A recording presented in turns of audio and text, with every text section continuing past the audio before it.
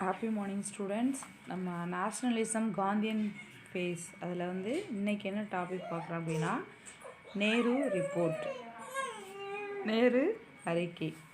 The Simon பைஹாட் united the different political parties in India. An all-party conference was held in 1928 with objectives to frame a constitution for India as an alternative to the Simon Commission proposals. A committee under the leadership of Motilal Nehru was formed to outline the principles on the basis of which the constitution was to be drafted.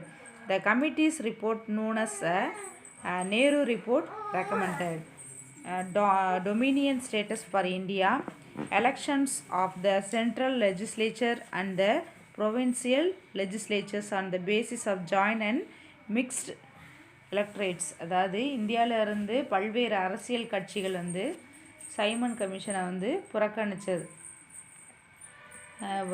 இது எல்லாமே ஒன்றிணைந்து Simon குழுக்கு மாறாக இந்தியாவுக்கு அரசியல் சாசனம் உருவாக்குறது குறிக்கோளாக கொண்டது.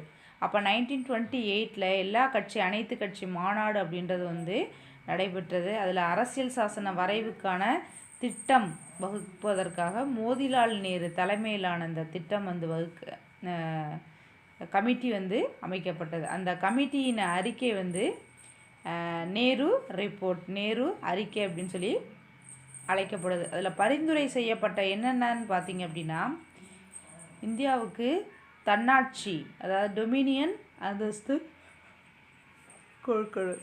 அதே மாதிரி செகண்ட் பார்த்திங்கன்னா, மத்திய பேரவை மற்றும் மாகாண சட்டப்பேரவைகளுக்கு கலவையான ஒரு வாக்காளர் தொகுதிகளோட தேர்தல் நடைபெற்றது அப்படின்னு சொல்லி சொல்கிறாங்க. தேர்ட் ஒன்று பார்த்திங்க அப்படின்னா, reservations of seats for Muslims in the central legislature and its provinces which they are in minority, and for the Hindus in northwest frontier province where they were in a minority.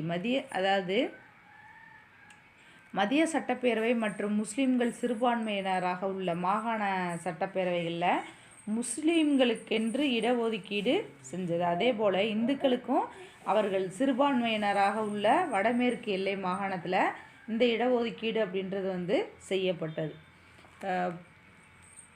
Province of fundamental rights and universal adult franchise, அதாவது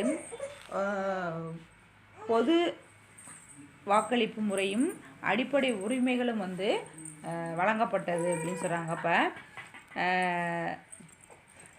Jinnah proposed an amendment to the reservations of seats in the central legislature. He demanded that 1/3 of the seats be reserved for Muslims.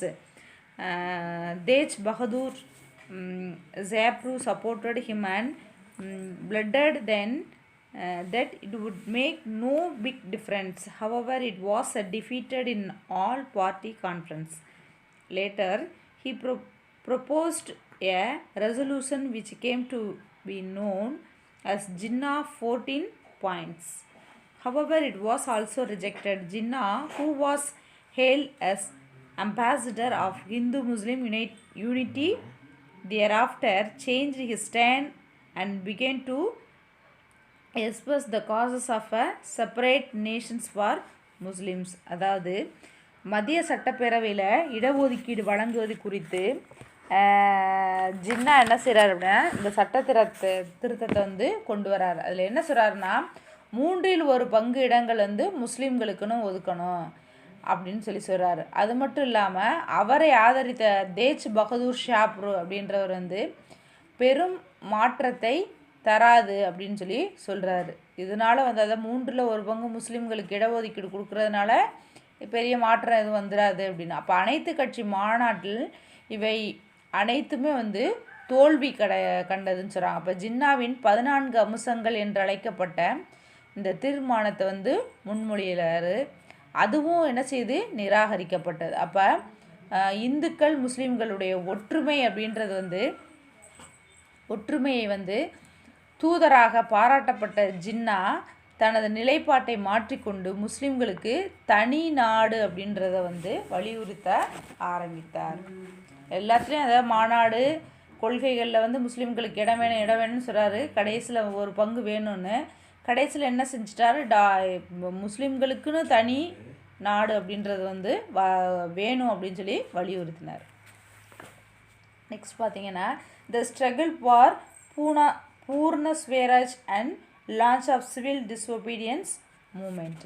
அதாவது முழுமையான சுயராஜ்யத்திற்கான போராட்டம், சட்ட மறுப்பு இயக்கம், இது ரெண்டும் start பண்ணது. Meanwhile some congressmen were not satisfied with the Dominion status and wanted to demand complete independence. In the Congress session held in Lahore in December 1929, with Jawaharlal Nehru as the president, Purna Swaraj was declared as a goal. It was also decided to boycott the Round Table Conference and launch a civil disobedience movement. 26th January 1930 was declared as a Independence Day and a pledge was taken all over the country to attain Purna Swaraj non-voluntary through civil disobedience, including non-payment of taxes. The Indian National Congress authorized Gandhi to launch the movement. அதாவது Dominion எனப்படக்கூடிய தன்னாட்சி பகுதி குறித்து திருப்தியே அடையாத காங்கிரஸ்காரர்கள் வந்து முழுமையான சுதந்திரம் வேணும் அப்படின்னு சொல்லி கோரிக்கை வச்சாங்க. அதில் 1929 டிசம்பர் மாதம் வந்து லாகூரில் ஜவஹர்லால் நேரு அவர்களுடைய தலைமையில் வந்து காங்கிரஸ் கூட்டம் நடக்குது. அதில் சுதந்திரம் அப்படின்றது வந்து ஒரு முழுமையான இலக்காக அறிவிக்கப்பட்டது. அந்த வட்டமேஜை மாநாட்டை புறக்கணிப்பது அப்படின்றது வந்து முடிவு செய்யப்பட்டதோட சட்ட மறுப்பு இயக்கத்தை தொடங்கவும் முடிவு செய்யப்பட்டது. இந்த கூட்டத்தில் 1930 ஜனவரி 26ஆம் நாள் வந்து சுதந்திர நாளாக அறிவிக்கப்பட்டு அந்த வரிகொடா இயக்கம், டாக்ஸை வந்து கொடுக்க இயக்கம் வந்து உள்ளிட்ட சட்ட மறுப்பு இயக்கம் மூலமாகவும் வன்முறையற்ற முறையில் முழுமையான ஒரு சுதந்திரத்தை அடையணும் அப்படின்னு சொல்லிட்டு இந்த மாநாட்டில் உறுதிமொழி ஏற்கப்பட்டது. இந்த இயக்கத்தை வந்து தொடங்குவதற்கு தேசிய காங்கிரஸ், அதாவது இந்தியன் நேஷ்னல் காங்கிரஸ் வந்து காந்தியடிகளுக்கு வந்து என்ன செஞ்சிச்சு, ஒரு அங்கீகாரம் அப்படின்றது வந்து கொடுக்கப்பட்டது. அப்போ salt Satyagraha movement, a charter of demands presented to the viceroy Lord Irwin with an ultimatum to comply by 31 January 1930 included reduction of expenditure on army and civil service by 50%, introduction of total prohibitions, third one, release of all political prisoners, fourth one, reductions of land revenue by 50%, fifth one, abolition of salt tax. அப்போ 1930 ஜனவரி 31ஆம் நாள் வந்து காலக்கெடுவோட வந்து அரச பிரதிநிதி இந்த viceroy Irwin பிரபுவோட இந்த கோரிக்கைகள் வந்து கொடுக்கப்பட்டது. இது என்ன செய்யணும் அப்படின்னா 1930 வருஷம் கொடுக்கப்பட்டது. ஜனவரி 31ஆம் நாளுக்குள்ளே இந்த நாங்கள் சொல்லியிருக்கக்கூடிய கோரிக்கைகளை நிறைவேற்ற வேண்டும் அப்படின்ற ஒரு மனு வந்து கொடுக்கப்பட்டது. அதில் பார்த்திங்க அப்படின்னா இராணுவம் மற்றும் ஆட்சிப்பணி சேவைகளுக்கு செலவு அப்படின்னு சொல்லும்போது 50% வரை நீங்கள் குறைச்சி கொடுக்கணும். முழுமையான புறக்கணிப்பை வந்து அறிமுகம் செய்வது, அனைத்து அரசியல் கட்சி கைதிகளை விடுதலை செய்வது, நில வருவாய் அப்படின்னு சொல்லும்போது அது 50% குறைப்பது, லாஸ்ட் ஒன் பார்த்திங்கன்னா உப்பு வரியை முழுவதுமாக ரத்து செய்வது அப்படின்றது அந்த கோரிக்கைகளை வந்து கொண்டு வந்தாங்க. ஆனால் இந்த உப்பு மீதான வரியை வந்து ரத்து செய்ய வேண்டும் அப்படின்ற ஒரு கோரிக்கை வந்து ஒரு அறிவுபூர்வமான முடிவுன்னு சொல்லலாம். சமூகத்தில் ஒவ்வொரு பிரிவினரையும் பாதிக்கக்கூடிய விஷயமாக இந்த உப்பு அப்படின்றது வந்து இருந்தது. இப்போ பெண்கள் உட்பட அனைத்து பிரிவு மக்களுக்கும் இந்த சட்ட மறுப்பு இயக்கத்தில் வந்து ஒரு மக்கள் இயக்கமாக மாற்ற ஆரம்பித்தாங்க. காந்தியடிகள் பார்த்திங்கன்னா 1930 March 12 Gandhi set out from Sabarmati Ashram with 78 of its inmates The procession became larger and larger when 100 joined them along the march. At the age of 61, Gandhi covered a distance of 241 miles in 24 days to reach Dandi. At sunset on April 5th, 1930, the next morning he took a lump of salt, breaking the salt law. அதாவது 1930 March மாதம் 12ஆம் நாள் 78 பேரோட சபர்மதி ஆசிரமத்துக்கு தண்டி யாத்திரை வந்து தொடங்குறாரு காந்தியடிகள். இந்த யாத்திரையில்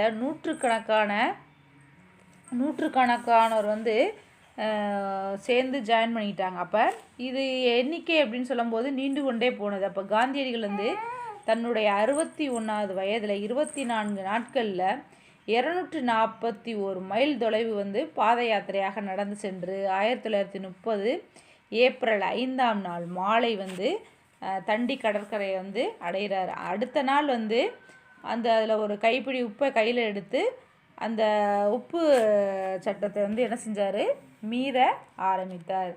அதாவது பிரிட்டிஷ்காரவங்க என்ன செஞ்சாங்க, இதற்கு வந்து மறுப்பு தெரிவித்தாங்க. ஏன் நம்ம நாட்டில் தயாரிக்கக்கூடிய உப்பு நம்ம நாட்டில் விளையக்கூடியது, இதுக்கு ஏன் நம்ம எடுத்து அதை வியாபாரம் பார்க்குறதுக்கு ஏன் வந்து வரி கொடுக்கணும் அப்படின்றத அவர் வந்து உப்பு சத்தியாகிரகம் அப்படின்றதில் வந்து மேற்கொண்டார். அப்போ Gandhiji when the viceroy did not represent to the charter of demand, Gandhi launched the civil disobedience movement. The inclusion of abolition of salt tax was a brilliant tactical decision. Salt was an issue when affected every sections of the society. It transformed civil disobedience movement into a mass movement drawing all sections of the population including women to the streets. Gandhi was arrested at midnight and sent to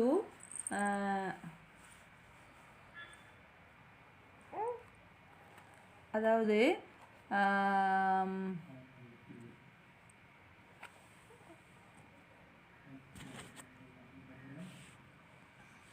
Tamil Nadu அப்படின்னு சொல்லும்போது நிறைய இடங்களில் வந்து இந்த salt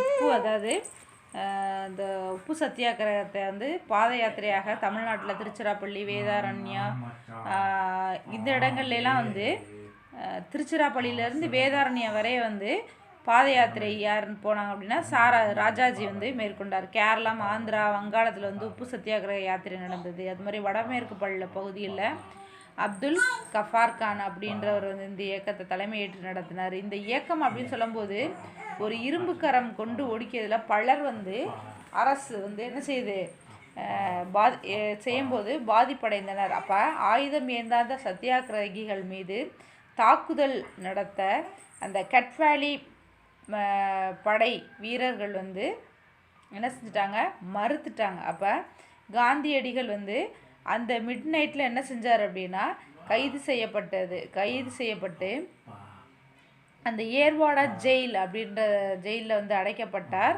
அப்பொழுது Jawaharlal Nehru, Khan Abdul கஃபார் Khan and other leaders were swiftly arrested. Soon other forms of protest such as boycott of foreign cloth, picketing of liquor shop, non-payment of taxes, breaking of forest laws, etc.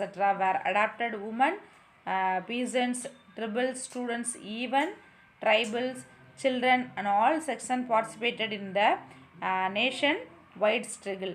It was the biggest mass movement India had ever witnessed. More than 90,000 people were arrested. அப்போ காந்தியடிகள் வந்து அந்த ஏர்வாடா சிறையில் அடைக்கப்பட்ட பொழுது ஜவஹர்லால் நேரு, கான் அப்துல் கஃபார் கான் மற்றும் மற்ற தலைவர்கள் வந்து விரைவாக கைது செய்யப்பட்டாங்க. அந்நிய துணைகள் புறக்கணிப்பு, மதுக்கடைகள் முன் ஆர்ப்பாட்டம், வரிகொடா இயக்கம், வனச்சட்டம் பின்பற்ற மறுப்பது, இந்த உள்ளிட்ட பல அதாவது ஆர்ப்பாட்ட வடிவங்கள் அப்படின்றது வந்து